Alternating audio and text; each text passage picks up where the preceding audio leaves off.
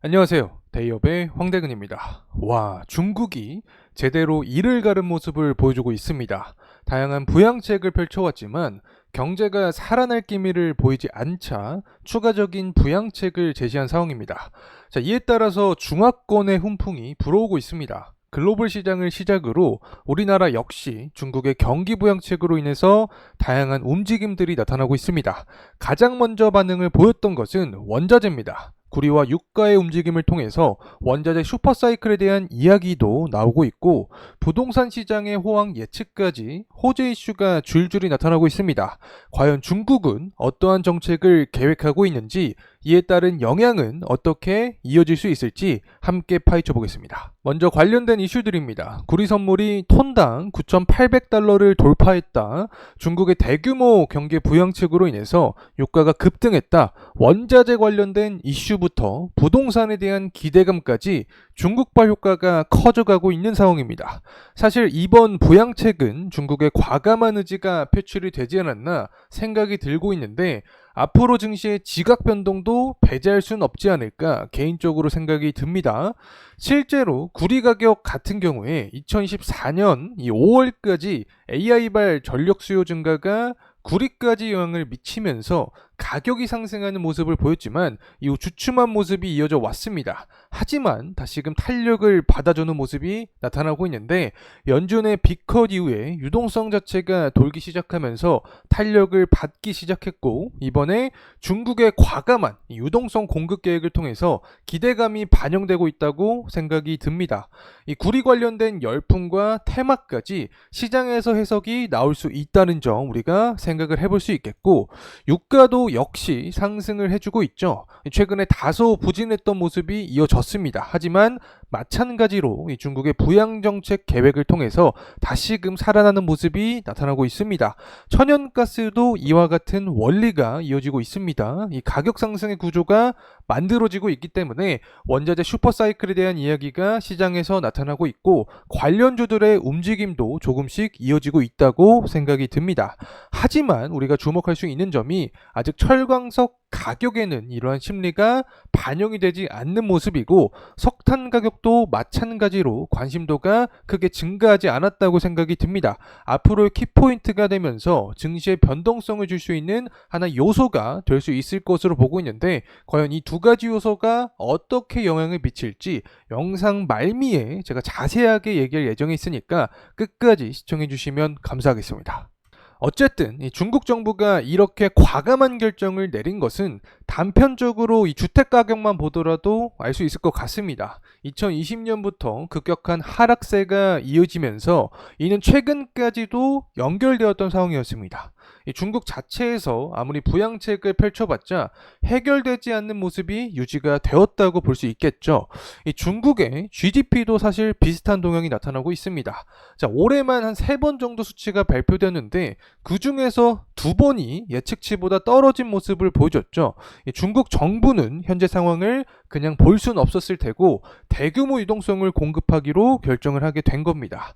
자, 이제 중국 측에서 과연 어떠한 계획을 갖고 있는지 내용을 함께 보도록 하겠습니다. 현재 중국의 증시는 이 정부의 강한 이 경기 부양 의지를 확인하며 급등한 모습이 나타나고 있습니다. 자, 이 부분이 바로 글로벌 증시, 국내 증시까지 영향을 주고 있다라고 해석을 할 수 있을 텐데, 이 중국 당국이 이미 올해 들어서 여러 차례 부양책을 내놓은 상태입니다. 정책 금리를 낮췄지만 이 경제 자체는 살아날 기미를 보이지 않자 추가적인 부양책을 제시한 상황이다, 이렇게 해석을 하면 좋을 것 같고, 중국의 인민은행은 이 조만간 은행의 지급 준비율 자체를 50bp 낮추는 한편, 사실상 기준금리인 대출 우대금리와 중기 유동성 지원 창구금리, 여기에 더해서 모기지 금리까지 모두 인하할 계획을 갖고 있는 상황입니다. 중국 정부가 굉장히 과감한 의지를 보여주고 있다라고 해석을 할 수 있을 것 같고, 금융시장에 종합적으로 장기 유동성 한 1조 위안 정도를 제공할 것이다. 자, 이 부분을 통해서 부동산 시장 역시 회복세를 노리고 있다라고 우리가 파악을 하면 좋을 것 같습니다. 심지어 이 주택 관련된 정책도 살펴볼 수 있을 것 같은데, 두 번째 주택을 구매할 시에 이 최소 계약금 비율이 25%에서 15%까지 줄이겠다라는 내용이 나타나주고 있습니다. 이 유동성 정책부터 부동산 정책까지 다양한 방법을 동원을 하면서 부동산 시장뿐만 아니라 이 중국 자체의 경기를 살리기 위한 노력을 표출해주고 있다. 자, 이렇게 말씀을 드리면 좋을 것 같습니다. 자, 이렇게 중국이 부양책을 표출해주면서 기대되는 섹터가 존재를 하죠. 계속해서 말씀드렸던 이 원자재입니다. 원자재 사이클을 주목할 필요가 있다라고 개인적으로 생각을 하고 있는데, 현재 유가와 천연가스 그리고 구리 가격이 상승을 하고 있습니다. 그에 비해서 앞서서 확인을 했듯이 아직까지 철광석이나 석탄 가격은 주춤한 모습인데, 이들의 가격 상승이 진행될 가능성도 우리가 생각해 볼 필요가 있다.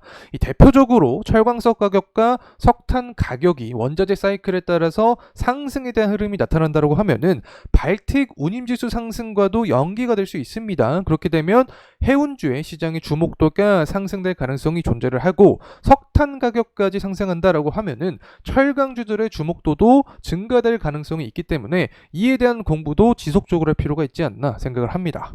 자, 또 다른 포인트죠. 바로 부동산 시장과 건설 시장입니다. 지급 준비율을 50bp 낮춘다. 그리고 대출 우대 금리부터 해서 중기 유동성 지원 창구 금리, 여기에 더해서 모기지 금리까지 모두 인하를 하겠다라는 굉장히 과감한 의지를 표출해 줬습니다. 종합적으로 금융시장에 장기 유동성이 한 1조 위안 정도 제공이 되는 상황인데, 부동산 시장이 실제로 부활되는 모습이 나타난다라고 하면은 결국 건설 시장까지 그 영향을 가져갈 확률이 굉장히 높은 상황이죠. 그러면 건설업 관련된 종목들의 시장의 관심도도 증가가 될 수 있다. 자, 그리고 우리가 한 가지 살펴볼 수 있는 게 바로 건설기계 업종입니다. 앞서서 확인을 했듯이 원자재 사이클이 돌게 되면서 수요가 증가하고 원자재 가격이 상승하게 된다라고 하면은 이 채굴 수요 증가까지 이어질 수 있습니다. 채굴 수요 증가가 이어지면 건설기계 업종에게는 통상 호재로 작용이 될 수 있죠. 자, 그리고 부동산 시장이 살아나면서 건설 시장까지 살아나게 되면 그에 대한 파급 효과가 건설기계 업종까지 이어질 가능성이 있다라고 생각을 합니다. 정리를 해보면 이번에 중국의 파격적인 유동성 정책으로 인해서 단편적으로 이 구리와 석유 관련된 테마성 요인이 뜰 가능성이 존재를 한다. 자, 그리고 후속적으로 아직까지 철광석이랑 석탄 가격은 그러한 움직임을 보여주고 있지 않기 때문에 사이클이 돌면서 상승에 대한 관점이 나타나게 된다라고 하면은 발틱 운임지수 상승까지 연결이 되면서 해운주 그리고 이 철강업의 관심도까지 증가될 가능성이 존재한다. 특히 부동산이 살아나면서 건설업 시장까지 훈풍이 불게 될 가능성도 존재를 하고, 이는 건설기계까지 이어질 수 있다. 특히 건설기계 같은 경우에는 원자재가 상승을 하니까 채굴 수요 증가까지 이어지면서 건설업 훈풍까지 영향을 받게 되는 이번 정책의 숨은 수혜주 역할까지 할 가능성이 존재한다는 점 말씀을 드리고 싶습니다. 자, 이상으로 이 중화권의 돌풍이 국내에는 어떠한 영향을 미칠지 살펴봤습니다. 굉장히 파격적인 계획을 세우면서 시장의 관심도도 증가가 되는 상황입니다. 정말 원자재 사이클이 찾아오면서 부동산 시장이 살아나고 우리가 생각했던 흐름들이 나타날 수 있을지 저희 데이업과 계속해서 추적해 보시죠. 감사합니다.